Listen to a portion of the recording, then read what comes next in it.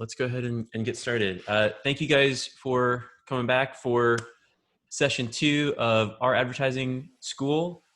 Super excited to be back with you guys. The About pages were awesome. We were blown away both in quality and quantity of those. I think there are over like 300 top level comments in that thread. So we're really doing our best to look through all of those. We've encouraged our networks to also go through those threads and look for like about pages to give feedback on.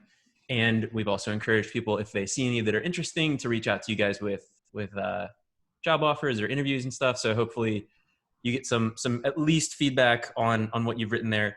If you haven't gotten feedback yet, I've just added a sticky comment to the top of that thread saying, if you haven't gotten feedback, respond to this comment with a link to your About Me page.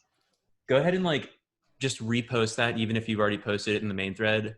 Like I said, we got so many submissions of assignments during the kind of first class that we have been a little underwater trying to get to everybody's.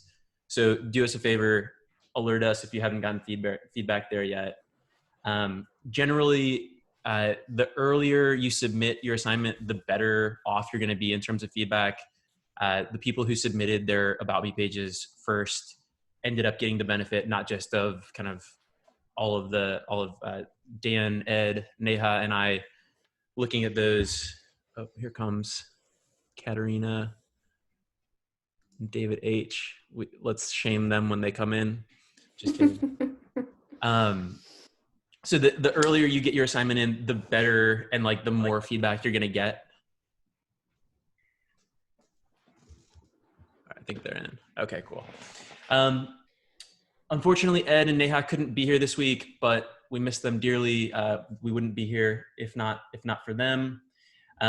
We also shot you guys an email about an issue that we're having with your Google Calendar and Gmail. We keep getting flagged as spam for some subsection of inboxes. So it's possible that you haven't gotten calendar invites for classes starting next week. Just keep in mind that every Monday from now through August 17th at 6 p.m. PST, 9 p.m. EST, we're going to be here. The only exception to that is the week of 4th of July, when we have moved to the Tuesday, the 7th, instead of being on the 6th. Thank you, Dan. So just block your calendar. The Zoom info is the same. I almost said the password out loud, but this is going on YouTube, so I'm glad that I didn't. This week we have another awesome speaker for you all who has a ton of interesting insight to share. Danielle, Gurley, and I worked at BBDO together in Chicago. Danielle has also worked at a bunch of awesome shops and has really great experience from like big creative industry spots that you'd recognize through like working at Facebook, on Oculus. She now works at Hustle. She's going to tell you all about her experience, but again, someone with a ton of knowledge to learn from. She's going to go ahead and kind of go through her presentation. As we did last week, we're going to go through kind of a question and answer session at the end where you guys will kind of raise your hands. I'll introduce you and let you kind of ask a question to Danielle live. If you have smaller questions, you don't understand a term, you're curious about what, like clarifying a point or something like that, feel free to jump into the chat and ask questions in there. And Dan's going to be in there answering questions as best he can and bubbling up stuff that's worth kind of voicing over in the kind of broader presentation. All right, now that I've bored everyone to tears, Danielle, I'll hand it over to you. Right. Well, hey everybody. Excited to be here. This is the production course, and this is all about making stuff. And so my name is Danielle, Danielle Gurley. I am a former producer. I was in production for about 10, 11 years, and I recently switched to consulting and repping. So I do growth and partnerships for production companies now. And I've been in production in a variety of different places. Joe named a few of them: BBDO, Virtue, part of Vice, Weber Shandwick, Facebook, Oculus, to name a few. And I am excited to share my knowledge with all of you. I want to open up this topic, this course, with a few questions to you all, just to kind of give a good sense of what your knowledge of production is, if anyone has had any experience. And so I wanted to ask everybody what you think about when you hear the term production. Do you have any experience with production, and what types of production you are aware of? And so I want to ask all of you to kind of speak up and let me know. Perhaps we can moderate it in the chat and have kind of select somebody one at a time. But has anybody, what do you think about when you hear production? Do you guys have like classes on this? I never did when I was in ad school. No, yeah, they don't really. I mean, you can take film, and that goes into like film production specifically, but yeah, I also never took a production course. We had a few answers. We have video production, television, creating content, Cool. video content, planning, executing. And just as a reminder, make sure you raise your hand if you want to. Joe, you'll be keeping an eye on that, right? I'm Cool. unmuting. Oh, come on. There we go. Adetunji, you're up. I think of video and music and occasionally illustration when I hear production. Okay. I used to produce a YouTube channel. Awesome. And set up video shoots and also photography. So that's kind of what I think of when you mention that.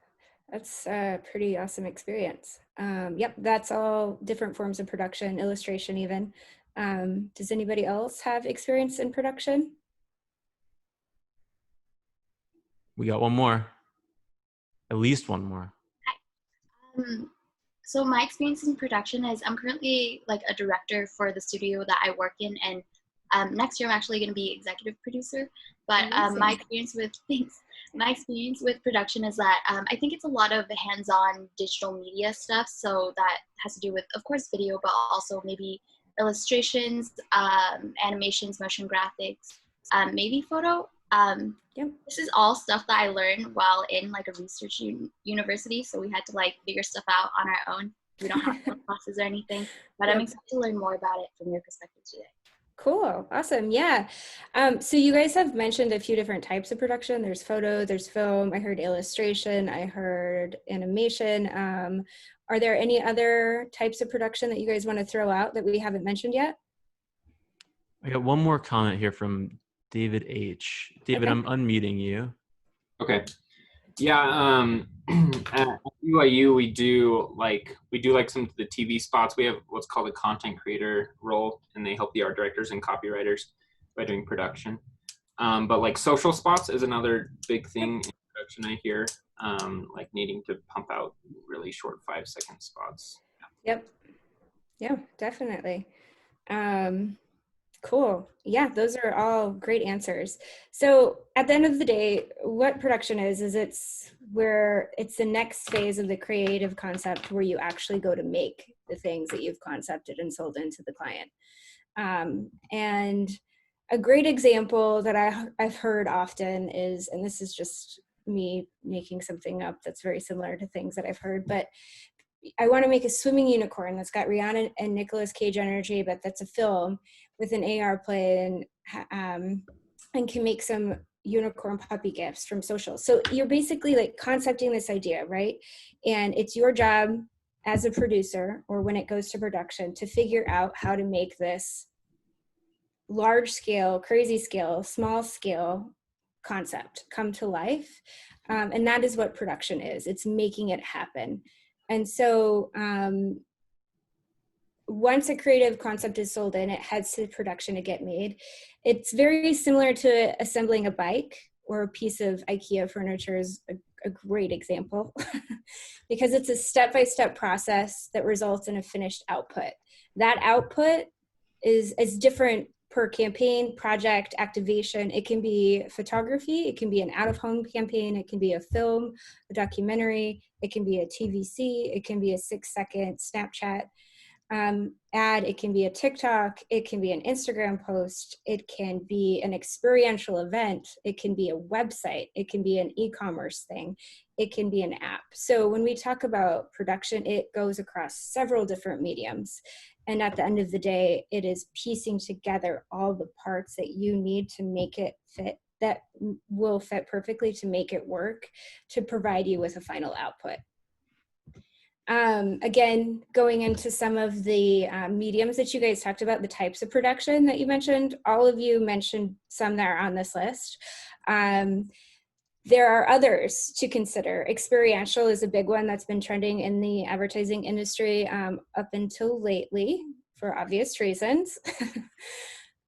We are currently not going to large scale events or spaces and places that large amounts of people are at, obviously. But previous to the time that we are in, experiential was huge, and that can range from a Coachella, it can be something, an activation at CES, it can be a pop-up store in downtown, it can be a pop-up store in downtown Chicago.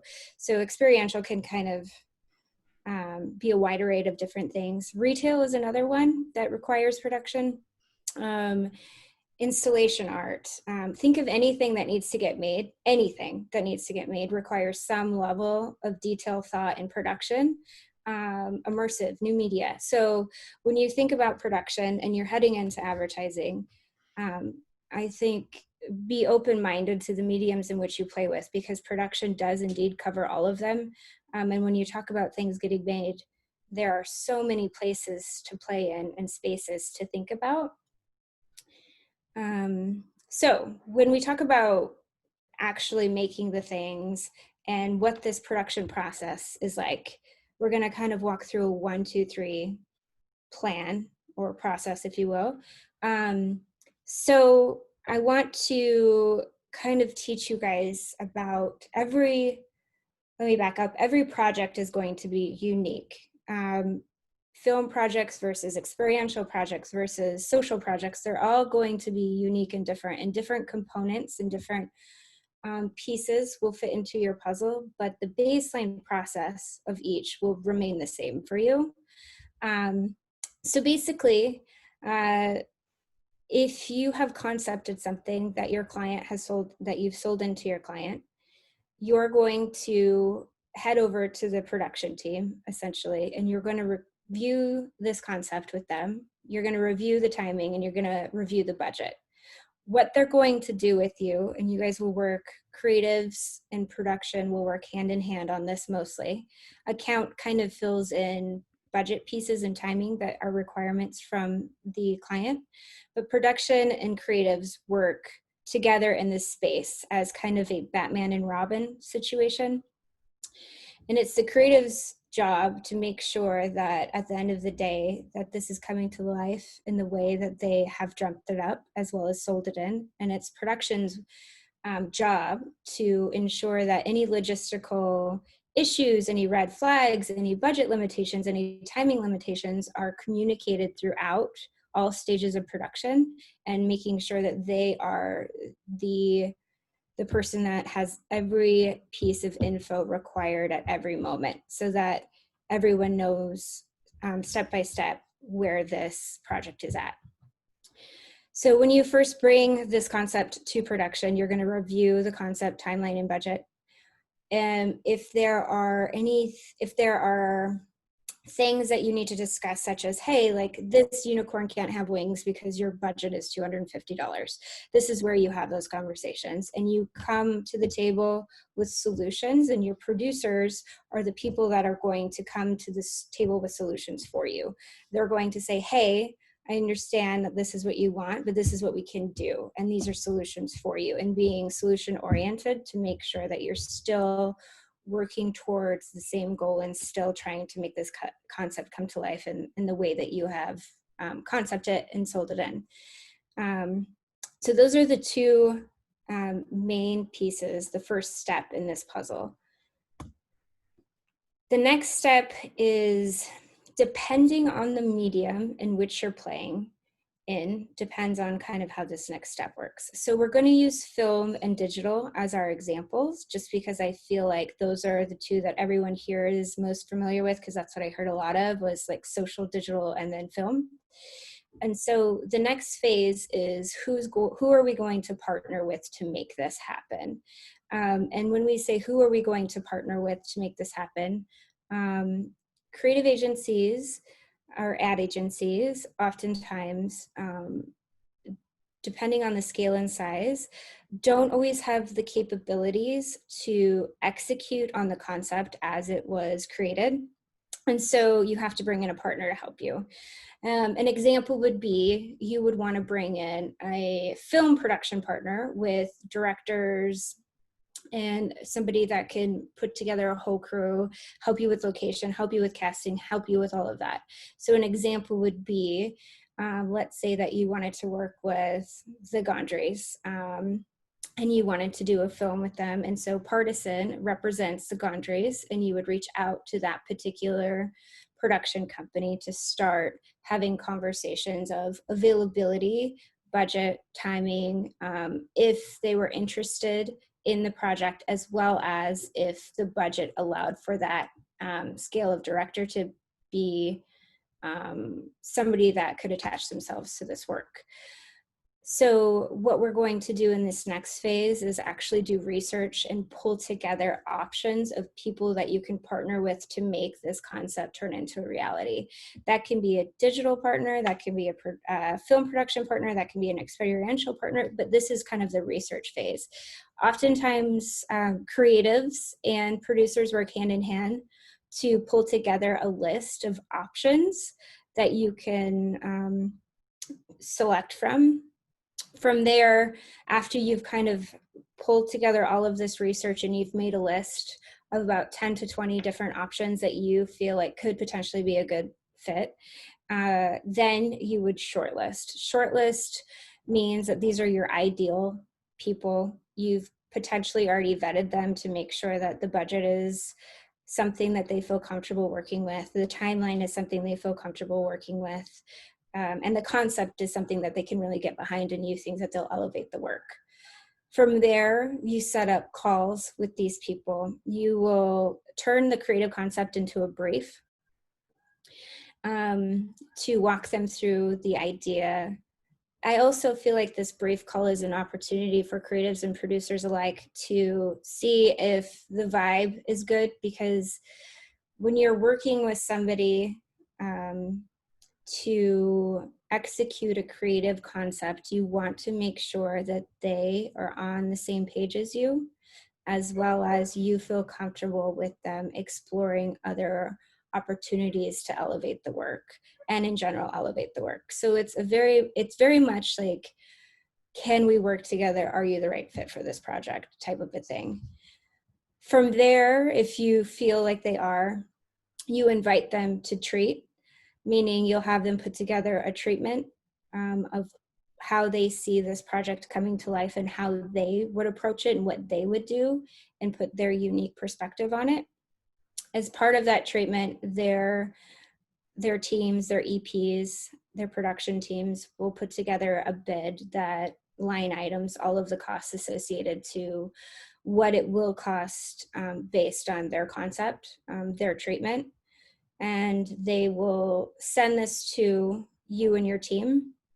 There are some, in the industry, there are some rules, if you will. There's called the triple bid, which is essentially, it's a very common situation where you ask 3 people at once to bid for a project. Usually you don't go above that unless there's some interesting circumstance attached to it, but it is kind of not, it's pretty much frowned upon to ask more than 3 people to bid for a job.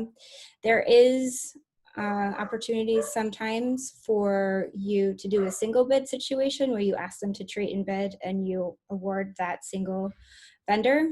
But more than likely, due to procurement processes, cost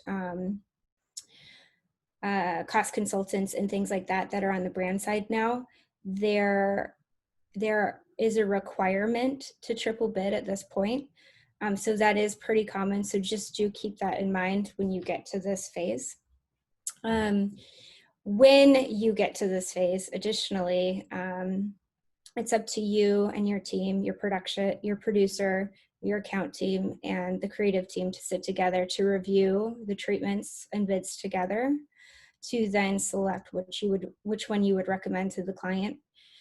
From there, you present the options to the client with your recommendation, and based on how those conversations go, you either work with those particular vendors to review the bid and the treatment, and or you award immediately, depending on if there's any back and forth and feedback and revisions needed.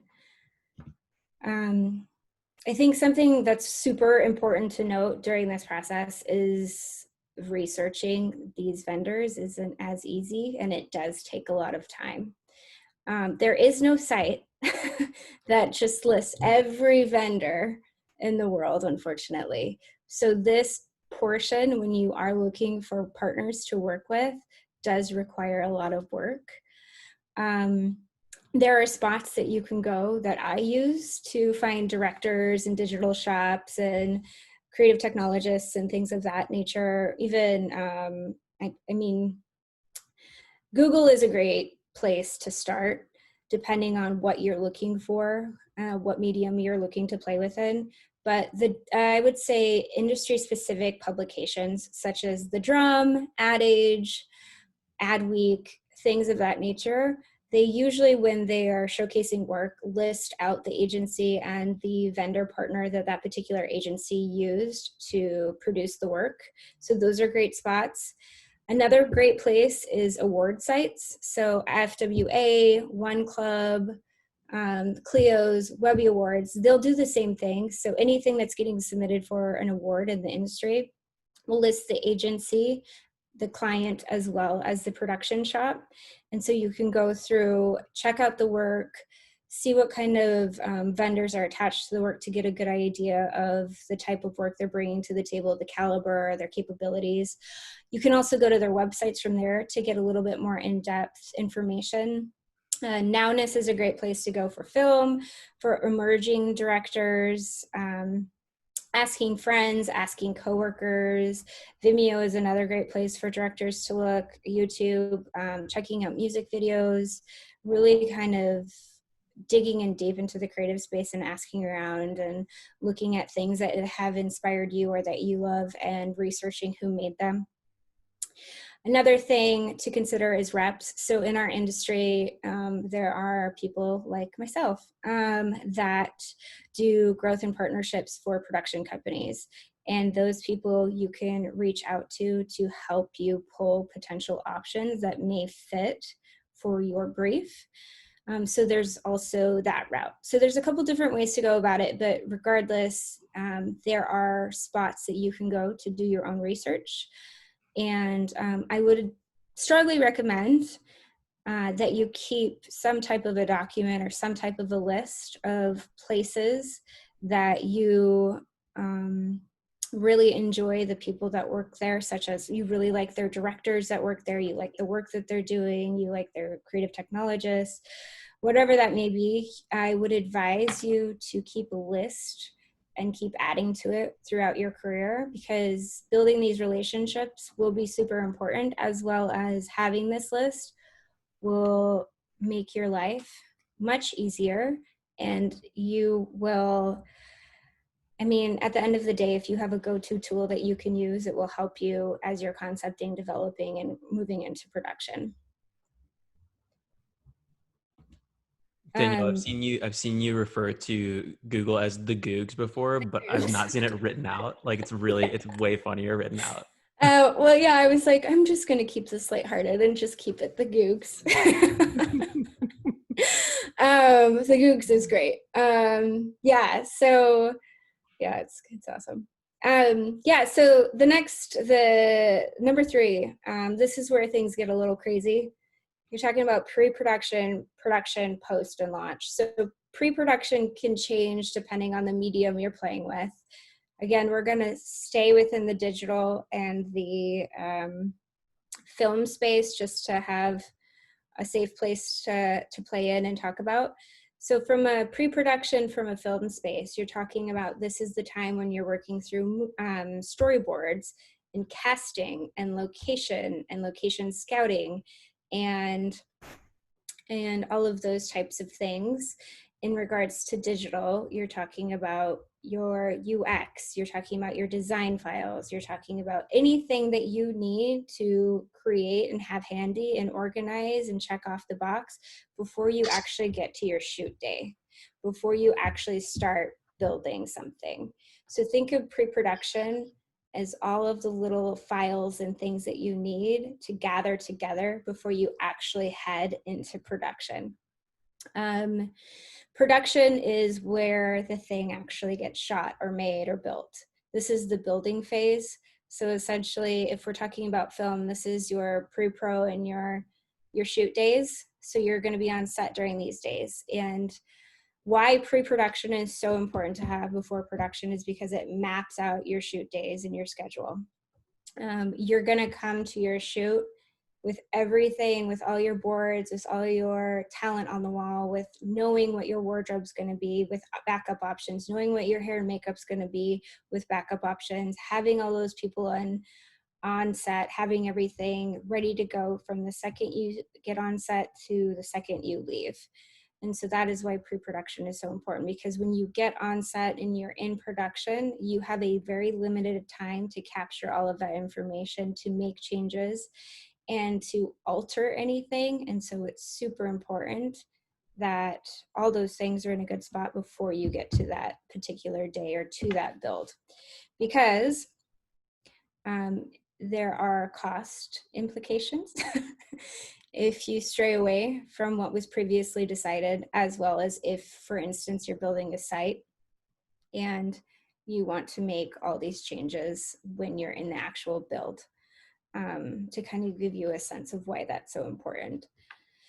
And when we talk about post is, again, when we're talking in the film and digital space. In the film space, this is where everything is kind of being tied together and wrapped with a bow.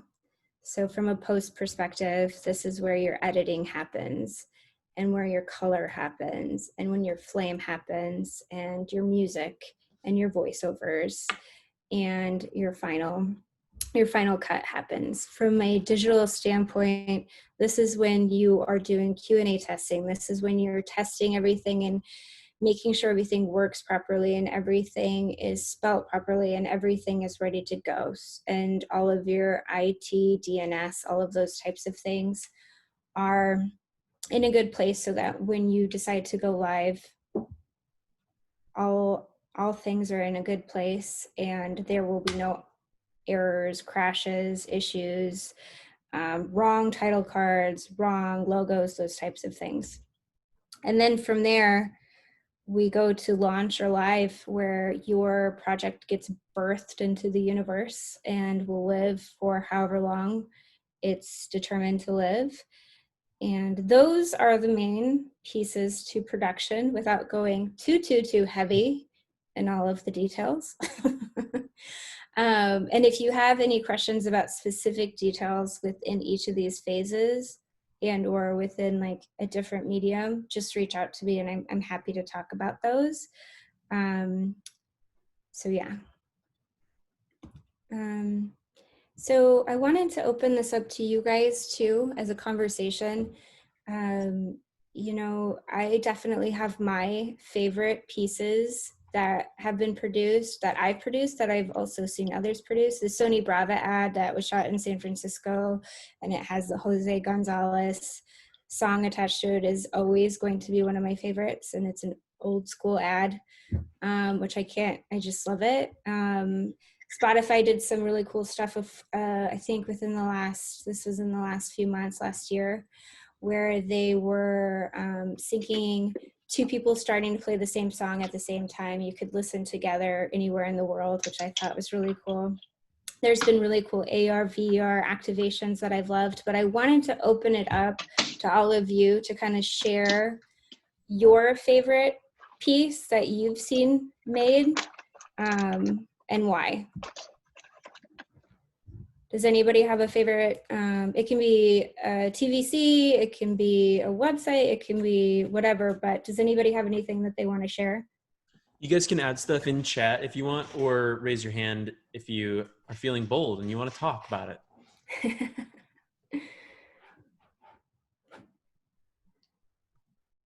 See, I mean, favorite pieces of content, favorite ads. It's Tide ad. That's a classic. Yeah. 100 Monkeys, Costa Coffee. I don't know that one. I don't either. I'll have to check that one out. Fear no Susan Glenn. That is an ad. John Petroulis is the CCO at BBH when they made that. He works at Gray now. What a great ad. Oh, I shipped my pants. That one's so good. That was a classic. Yeah, that one is awesome. Coke Zero, yep. These are all great. So something that I do when I find when there's an ad that I absolutely love, like I'm such an ad nerd. Geico skippable ads are super smart. So smart. I love those. So something I do with anything that I love that is produced and born is I make sure to find out who directed it and which house produced it and add that to that list that we talked about earlier, so that you're constantly keeping track of industry trends, what's going on, who's making what, which directors are with who, and those types of things. So keep your eye on the things that you love and make sure that you're tracking them, because you might have the opportunity to work with that director one day. But yeah, these are all incredible. Hey, Danielle. So knowing that we have a pretty wide pool of different kind of interests in the kind of student selection here, like, yeah, there are probably some aspiring directors among us. What would like an aspiring director do to kind of stand out to you, as someone who's kind of like been in the industry? Like what might kind of show you that they're the kind of director you'd want to work with? Yeah, so I think that, it depends. I think, every project is different and requires a different aesthetic. I think being true to your aesthetic and knowing who you are and the type of content that you're producing is really important, because creatives and producers look for certain types of aesthetics for certain projects. And so I think really attaching yourself and being true to your work is important. I think collaborating with people, making sure you're finding opportunities to get yourself out there, like music videos, I think is a really great example of a place where you can start and get recognition, as well as just networking with creatives to get your work out there. But I think, staying true to your aesthetic and continuing to push work that matches the type of style that you want to do and being recognized for that is really important. Can I add to that? As a creative, you're presented, when you have a great producer like Danielle, you're going to get a spreadsheet, with 10, 20, 30, 40, 50 directors, and sifting through them can be incredibly difficult. You'll get a million different reels to go through.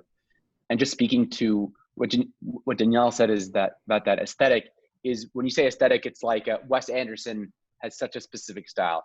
Quentin Tarantino has such a specific style. Like, within one frame who you're looking at. When you look at commercial directors, like, the Daniels, and you look these up if you have a second, the Daniels or Harold Einstein or Tom Coons, it's like immediately who they are, what they do, where they excel in. And as a director, it's like figuring that out really early will get you leaps and bounds ahead of everyone else. Figuring out what your look is, what your feel is, what separates you from the gazillion other folks trying to direct. Yep, I agree. Yeah. And I think too, as we're going to go through a couple of shops that I've pulled for you guys, And I would encourage you to go through and dig through the different directors, because you will notice when you're looking at certain directors that they have a similar aesthetic, and they're known for a similar aesthetic. And that's why people want to work with them, because when you concept something, you're looking for X and you need X. And so that director is the perfect fit because of that. And I think to piggyback also on what was just said is, rely on your producer your producer should do some of that work for you, in the sense that they should have a good understanding of what you're looking for, so they can help guide you through these massive lists of director reels that they've pulled for you. They should be able to say, hey, this is a great fit, this is a great fit, this is a great fit, this isn't exactly what you're looking for, but I think you might like it because they really do this awesome thing with texture and lighting, and I think it will do this. And so really push your directors to help you find the right fit and help you find people that will elevate the work as well. We have a question from, I don't know if it's Rosie or Rose, but I think the worst projects I've worked on has been when the team didn't fit well creatively. Has it gotten easier for you with time to see who fits well to work with? So like, do you have a sense of like what qualities in like a potential company that you're like hoping to partner with? Yeah. I mean, I think it kind of goes back to earlier when I was talking about when you're having calls with directors, or just those calls in general, that you're checking out the vibe. Because if you don't find a team that you vibe with and you don't feel like you can collaborate with, it's going to make it a very painful process. Because you need to be on the same page. You need to want the same things. You need to get along. You need to want the work to be elevated on the same level. You don't want to go into a production experience being told what it's going to be versus being told that you can work together to find the right solutions and the right output. And so I think really ensuring that you feel comfortable working with these people and you feel like they're on the same page as you and they want the same output, I think that's really important in making sure that being like, I've been on calls with directors where the team's like, I just don't think he gets it, and I don't like his attitude, and I don't like this. It's okay to say, I don't want them to treat. It's okay to say, I don't want them on this project because I don't think they're a good fit. As weird as an analogy as this is, think of it as dating. If you don't feel it, you should probably move on. Wow. So it's that organic, like it's the vibe. Well, I mean, yeah, because I mean, they're going to bring their creative. So when you're having these calls, you guys are riffing on the creative together. You're saying, yes, and then we could do this. And I'm thinking this. Yeah, I like that, but maybe we can scale it down. Yeah, totally. And it should be this very like ebb and flow type of a thing. It shouldn't be like, I'm going to do this and this is where we're going to take it. It should be a very collaborative experience. Totally. There's a ton of other great questions in here. Let's keep going, and we'll go back to these questions when we kind of get to. So I can answer some of these in the thread. Okay. So we can keep going. Cool. Okay, so yes, we talked about favorites, and I wanted to kind of wrap this up with saying production is how things get made. There are your baseline processes to like get this stuff done and get you in a good place to figure out which puzzle pieces are going to be the correct way to do this and which ones fit right. But at the end of the day, this is a flexible process and everybody has a different way of working. It's finding what works best for you. I think that, you know, I've been in situations where people are like, this is what has to be done and it needs to be done this way. And I think with production, it's an ever-changing, ever-evolving situation. And at the end of the day, it's a solution-oriented role. It is the producer's job, the production team, to figure out how to make this shit happen, how to make the thing that you've concepted come to life. And so I think be flexible, be collaborative, and also know that it's all going to work out. It always does. And you can really make these insane, crazy, wild ideas come to life. Because that's what advertising is at the end of the day. It's making these crazy, insane, wild things come to life. It is important to choose the right partner because a bad partner can make or break your experience and also the work. When you're choosing a partner, remember that their purpose is to execute on your idea in a collaborative way that elevates the work. And when you're researching those partners, make sure you're keeping that in mind. But yeah, that is a basic production 101 for you guys. And That's then awesome. I have the assignment, but do you want to open to questions, or do you want me to walk through the assignment first? Let's do some questions first, and then Okay, we'll cool. move to assignment after. Let me ask a general question, just because there's such a range of types of people on here. Like, Yeah.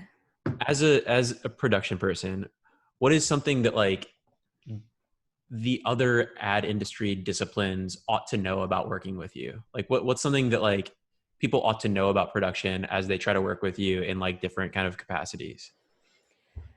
I mean, it depends on the medium again, because that ebb and flow is going to change based on which medium you're playing with. Like if it's experiential versus digital versus social versus film, it's going to be different. I think coming to the table, having a clear idea of what you're looking for and a collaborative mindset is really important. There are situations where you need someone to simply execute on your idea and you don't want any collaboration and you just need somebody to do the shit. But oftentimes these situations work best when you're working with your director or your production team in a very collaborative way. That makes total sense. I love thinking of production as just making shit like that. Yeah. That clarified it for me. Yeah. I think too, the other thing that I would keep in mind is be open-minded. Like, I think, you know, I've had some situations where people have really been adamant about this is exactly what I want and I want it this way and it has to be done like this. And it's like, yeah, you know, that's awesome. And I really appreciate that. You know what you want, that's cool. But understanding that sometimes flexibility helps make the work better. Flexibility opens new avenues to explore as far as how to make something. And sometimes those options just aren't on the table. So I think coming to the table knowing that flexibility helps, and being flexible will only make the experience better is important as well. You know, the thing about production is a good producer always has a plan B and a plan C, because more than likely something's going to go wrong, because that's just the nature of the game. Like, great example is the world we live in right now, where you probably somebody was concepting a film being shot in LA for 2 weeks. That obviously didn't happen. And so plan B, what does that look like? So I think, you know, being flexible is really important too. And knowing that there's always a way to figure it out. It may not be the way you first anticipated it being, but there is always a way. Totally. Kevin, I'm going to unmute you for your question. Hey, thanks. Just to jump back a slide real fast about the timeline process between going and searching out a director and then to the end. You talked about the part before the request for proposal where they kind of lay out their idea. Mm-hmm. I can't remember the lingo that you used in the slide before, but what's the timeline that you give them for the treatment, I think is what. Yeah, maybe. that's a great question. So it depends on your timeline, right? If you have 2 weeks to shoot, that timeline is expedited, big time. If you have 3 months to prepare and shoot, you can give them a week. So it really depends on the timeline you have to shoot, produce, and make this and send it out into the world. And your producer should be able to work backwards with you so that you can determine how many days they have. Traditionally in the past, what I've liked to do is at least give them 3 to 5 days, just because I think anytime you're rushing something, you don't get quality. And so I think, and it's also being fair to the director, right? If they only have 24 hours, they can surely put something together, but it's also being a good partner.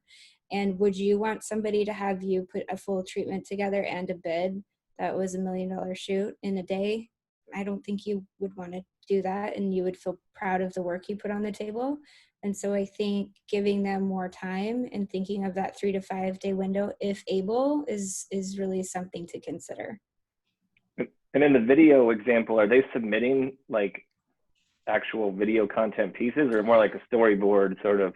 Yeah, that's a great question. So every treatment is different. Traditionally, what it is they're taking you through, it's more of a storyboard situation, and they're also talking about lighting and wardrobe and casting and their perspective on all those different pieces to help bring the story to life in a way that they think will work with the concept that you've brought to them. Sometimes I've seen directors give like short little clips of like animation they have, like an animation style they have, or a concept that they want to talk about that you didn't bring to the table, or something they want to offer up as like something to elevate the work in a unique way, like some type of custom camera rig that they want to talk about, and they've like put a render together to show you what it would look like. So it kind of just depends. Traditionally, they're not doing any type of filming or cuts unless it's just to show you like animation style or something of that nature. It's mostly boards, casting perspective, lighting perspective, color, tone, music that they kind of have in mind. And then depending on who you're working with, they also provide insight into the editor that they want to use, the colorist they want to use, and those types of things, to kind of give you a full picture presentation of what they have in mind. Really quickly, just want to let everybody know for our film course later in this class, we'll have an Emmy-nominated director talk to you about what a treatment looks like, and differences between directors, how they might check out their style. I do want to call one question that's in this thread. What is the org chart in a typical production studio, and what does the career path look like for folks that want to go into production?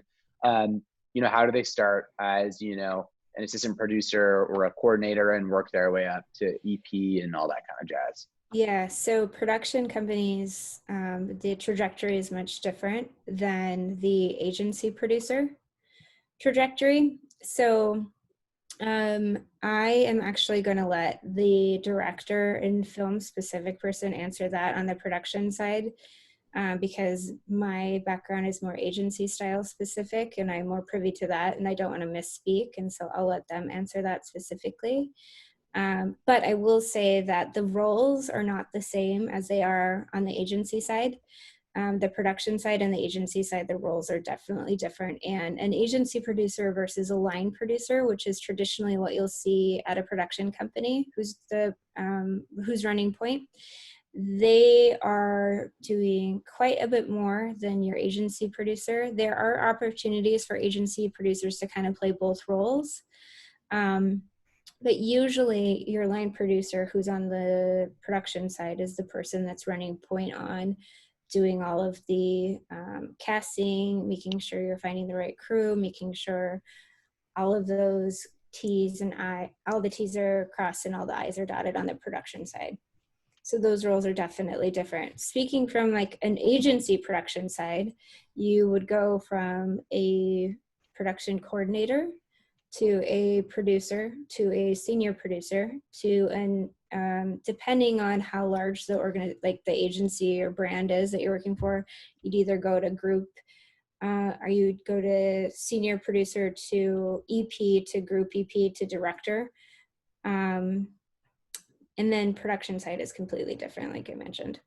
EP being executive producer. Yes, sorry, EP is executive producer. Darth, I'm going to unmute you for your question here. Hey, can you hear me? We hear you. All right, cool.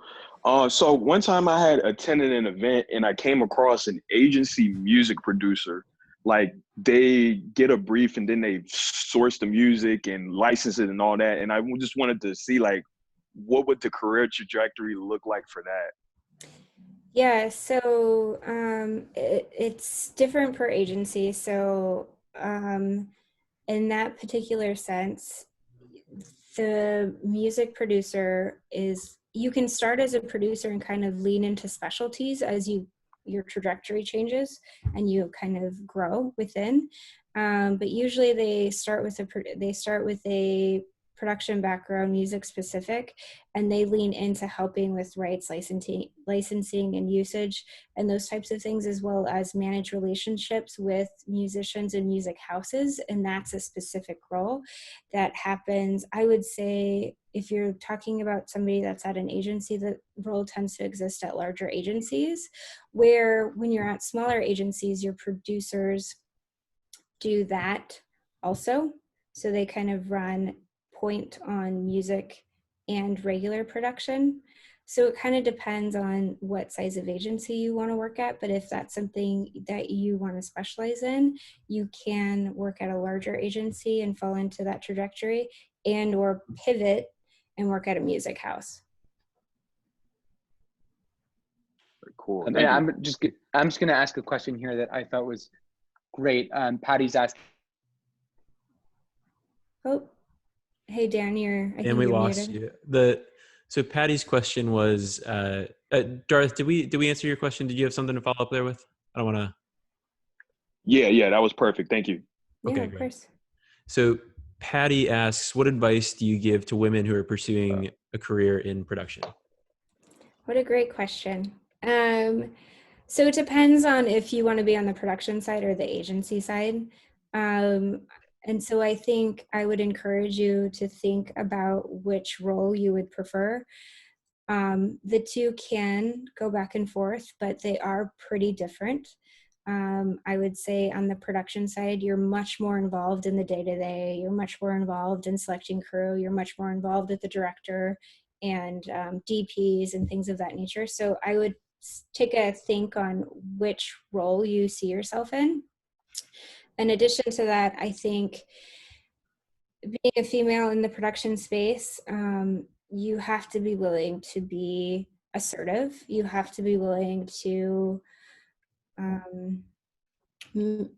feel comfortable saying no, feel comfortable pushing back, feel comfortable in all those spaces.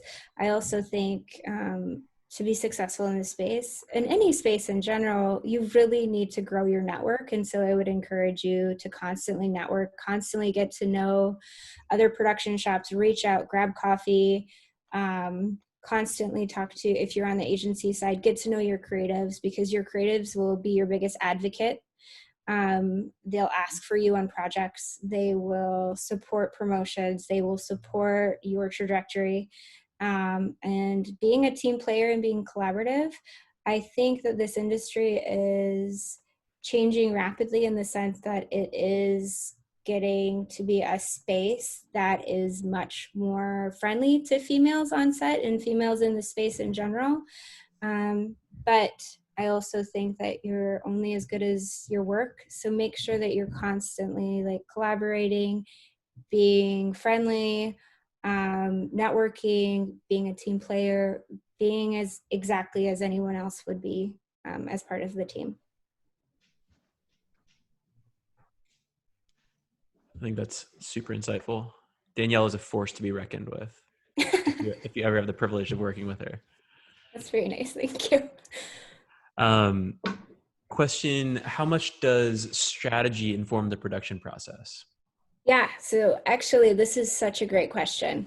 I think strategy is oftentimes overlooked as part of the production process, and they're oftentimes not involved in picking or selecting vendors. They're not as involved as I personally think they should be. Oftentimes what happens is strategy and insights go to creative. Creative comes with the concept goes to production, and strategists at the time of like handing off strategy and insights to the creatives, they're kind of forgotten. They don't get included much after that, which I think is interesting and needs to be rethought, that process, because I think strategists help decide channels and ways to activate and ways to communicate, and the people that you pick from partners directly impact all of those things, right? And the way that things live on channels, that directly impacts all of the strategy. So I think from a strategy perspective, I would encourage whomever is going into strategy to try and push for new ways to be more included, from strategic concepting to creative delivery, because I do think that it's an important role that needs to be incorporated a little bit more.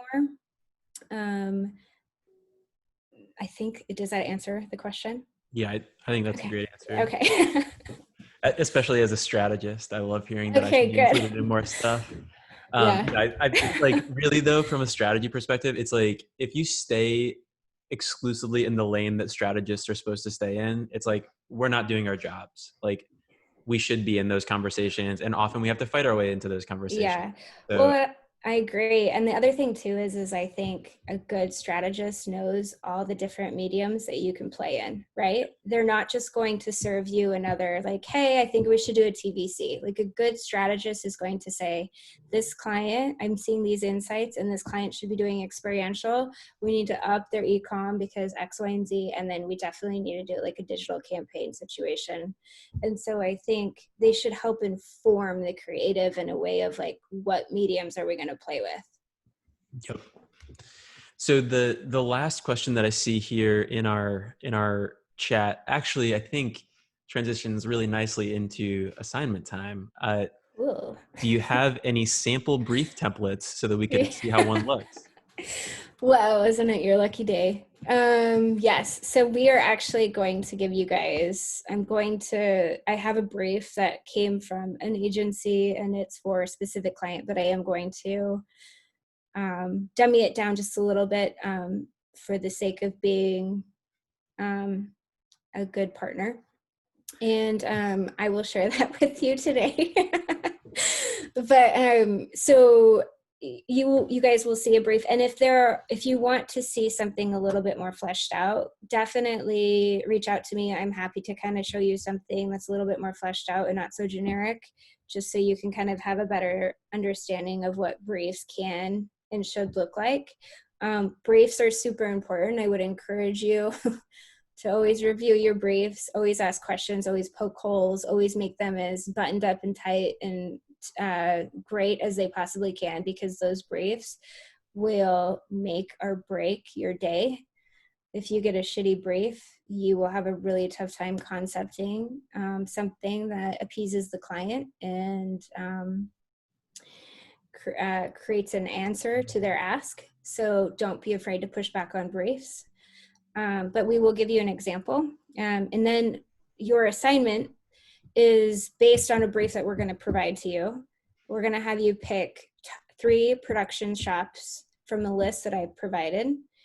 You're going to give reasoning as to why you think they'd be a good fit. And then you're also going to provide 3 additional production shops that were not provided to you. So you do have to do a little research and sleuthing on your own. So these are some of my favorite production shops. You guys can check these out. You can use this list as a reference. You can add that to that document that we mentioned earlier for you to create. Partisan, Tool of North America. Tool is actually, they are running the film course, so that's awesome. And just a heads up, Tool does experiential and film. London Alley, First Ave Machine, Doomsday, North Kingdom, Faculty, Pretty Bird, MKJ, Iconoclast, PSYOP, Media Monks, Jam 3, Resin, Analog Folk, Red Paper Heart, Hovercraft, and The Mill. So these are all production shops. These range from film to digital to experiential. So you do have quite the list to kind of dig through and go through. No shop is the same. They offer very different directors, very different obviously your live action shops are live action, but their aesthetic is very different. So we're going to have you work from this list, and then additionally, you're going to go and search for 3 additional shops on your own. The top question already is there a good way to search for production shops? Which I think that you answered earlier in the presentation. Yeah. But yeah, so I'll just give you guys. So a great example is like, if you go to FWA and you click on, they'll list out all of these different projects that are submitted for awards or have won awards. And if you click on that, it'll show you the agency that did the work and the production house that did the work.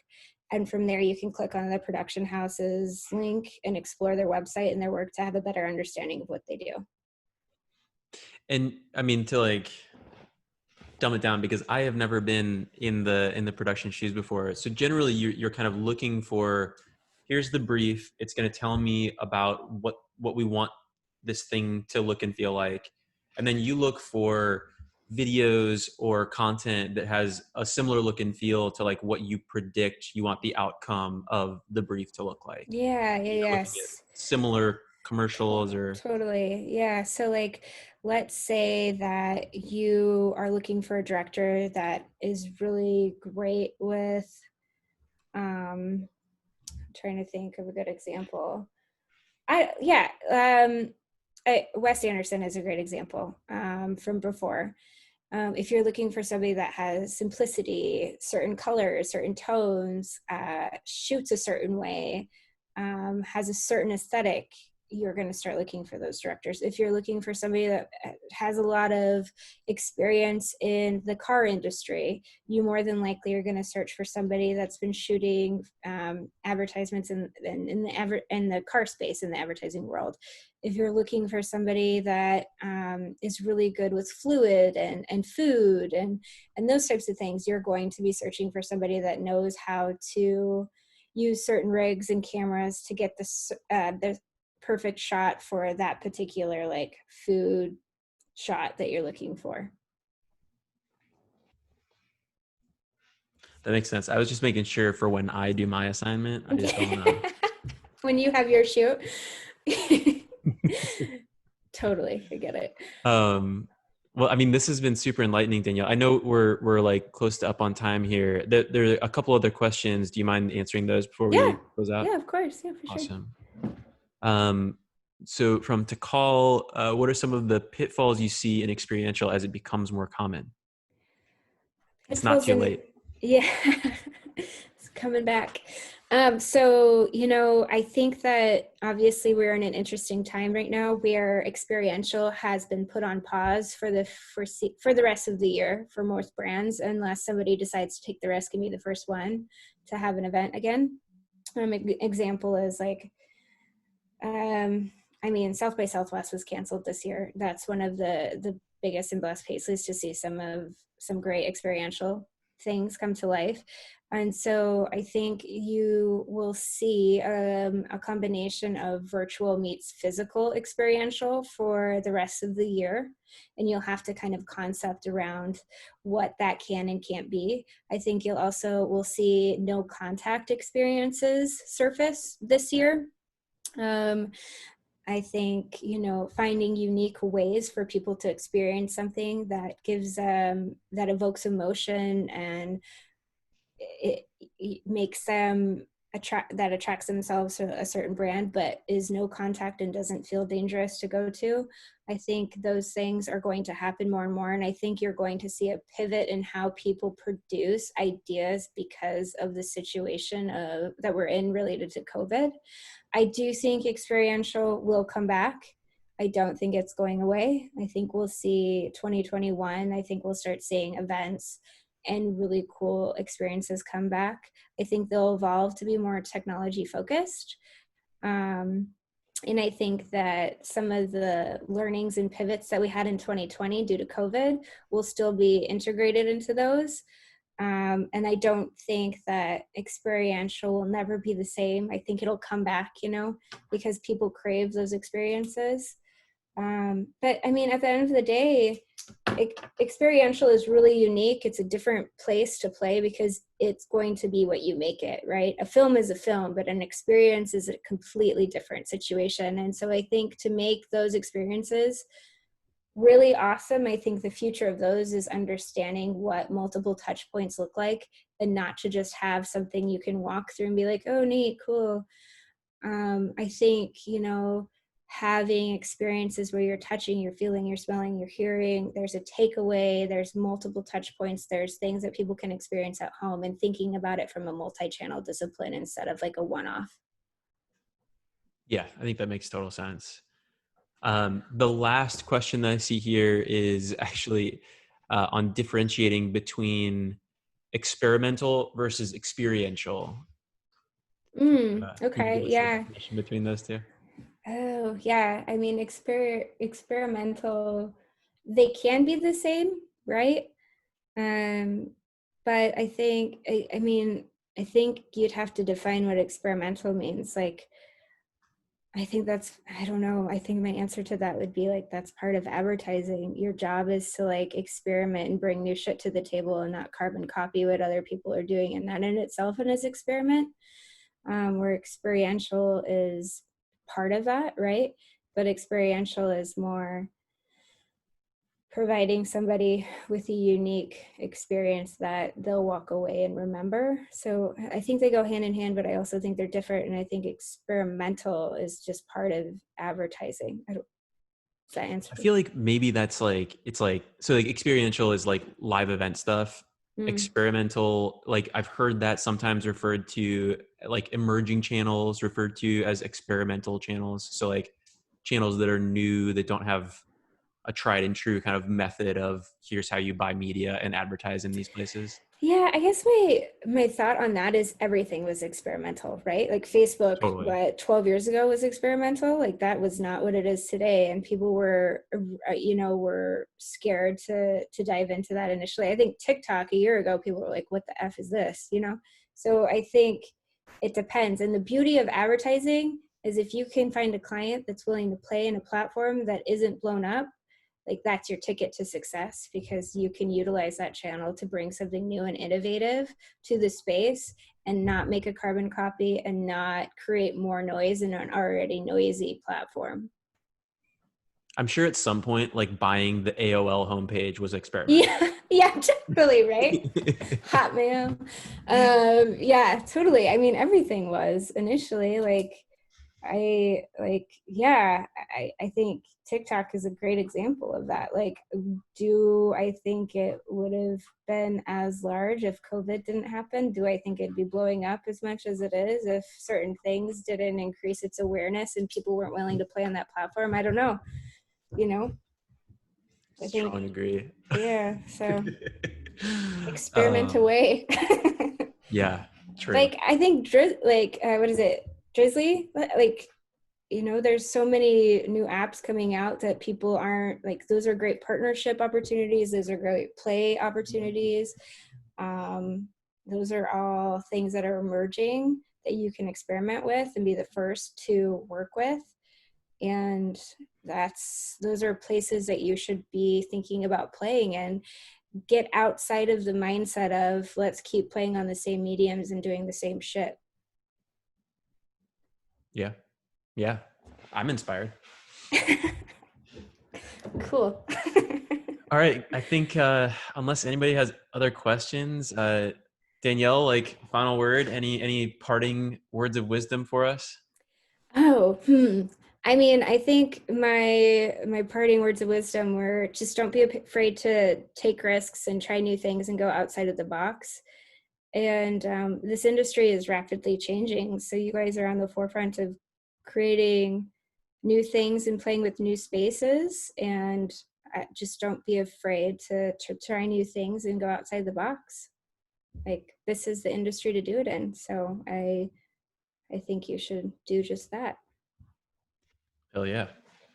Okay, so we will post the brief and a write-up of the assignment again in the subreddit. There'll be a sticky post replacing the current assignment as soon as we get this clunky video to upload to YouTube. So keep an eye out for that. Like, be ready for it tomorrow morning. It'll go up sometime tonight, but I can't guarantee it anytime when. Danielle, you're getting a lot of love in the comments. Oh, good. Yay. A lot of thank yous. Oh, good. Well, yeah, thank you guys for listening to me talk for so long. I appreciate you listening. All right, guys. Awesome. We'll Thank call it you. here. Thanks, guys. Okay, Thank bye. you.